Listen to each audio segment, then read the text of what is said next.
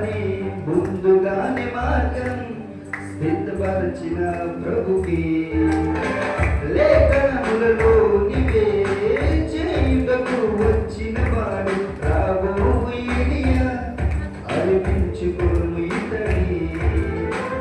లోక పాపములను మోసే గొర్రె పిల్ల ఇతడే అని ప్రభువుని గూర్చి సాక్ష్యమిచ్చి శిష్యులను ప్రభుతో పంపి వైపుకు పిల్లల హృదయం తండ్రుల వైపుకు మనుషుల హృదయం దేవుడి వైపుకు తిప్పెను చివరకు తండ్రుల హృదయం పిల్లల వైపుకు పిల్లల హృదయం తండ్రుల వైపు మనుషుల హృదయం